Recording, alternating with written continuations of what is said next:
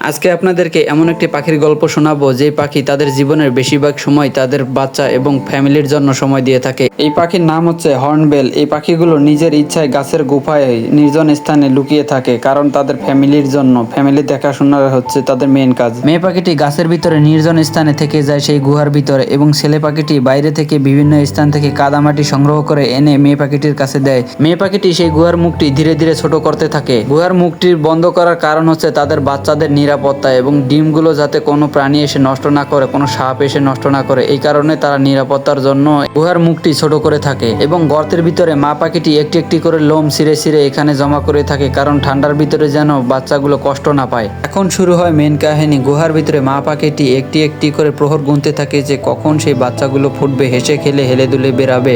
ছেলে পাখিটির দায়িত্ব হচ্ছে বাইরে থেকে বিভিন্ন খাবার ফল ফলান্তি এনে ঠোঁট দিয়ে ভিতরে প্রবেশ করিয়ে দেওয়া, এবং মা পাখিটি তার কাজ হচ্ছে নিজে খায় এবং বাচ্চাদেরকে সে সুস্থ রাখে। এবং এখানে মেন দায়িত্ব হচ্ছে পুরুষ পাখিটির। পুরুষ পাখিটি নিজের কষ্টকে কখনো কষ্টই মনে করেনি।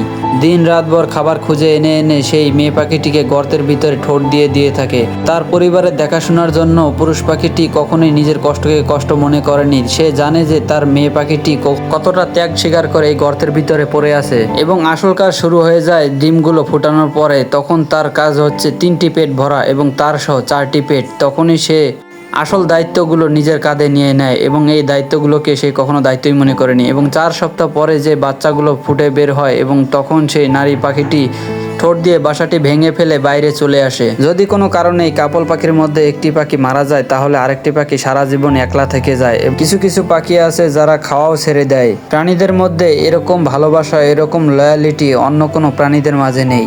এই পাখিদের মধ্যে যেরকম ভালোবাসা আছে, এরকম ভালোবাসা পৃথিবীতে মানুষদের মাঝেও নেই। আমি মন থেকে দোয়া করি এরকম প্রাণী জগতের এই প্রাণীর মতো আপনারাও যেন সত্যিকারের ভালোবাসা পেয়ে থাকেন, সত্যিকারের মনের মানুষ পেয়ে থাকেন, একসাথে বেঁচে থাকেন, একসাথে মরে যান। এটাই হচ্ছে সত্যিকারের প্রেম এবং ভালোবাসা।